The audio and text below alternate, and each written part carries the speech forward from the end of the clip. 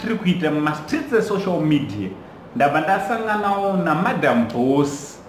Madam boss wakangarawo imwe makeup ka neimwe lipstick yanga ichienderana nejaketi rawanga wakapfeka.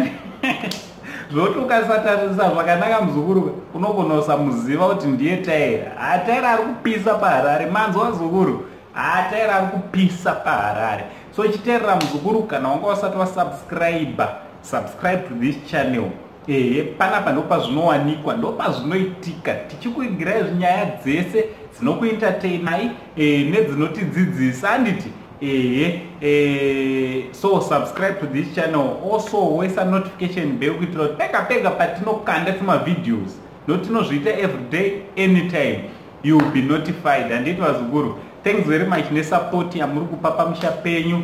Basa riri kufamba zvakanaka, zvichienda mberi. Madam boss ndofunga takambokuradzai kamwe kavidhio kavo vakarova yekwa Beyonce handiti zvanga zvakanaka chaizvo, tikazvikudza tikati aiwa Madam Boss kasama kavo kari bo handiti kanga kari kutrenda nanhasi muma platform social media, muma street social media handiti. So nhasi tazoonawo kamwe kavidhio kavo katoda kuti muone, totaurana mumacomments motiudza kuti what do you think naMadam Boss netmaskits twauri kuita. Hatimaskits handimaiziva kuti she's a comedian also handiti the actor Madam Boss handiti.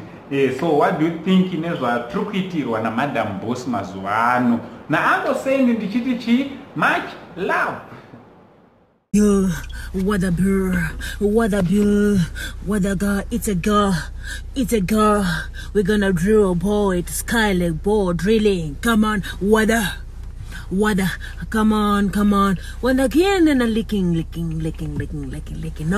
No. We better drill a ball with sky like ball drilling. That's what we do. What a, wow.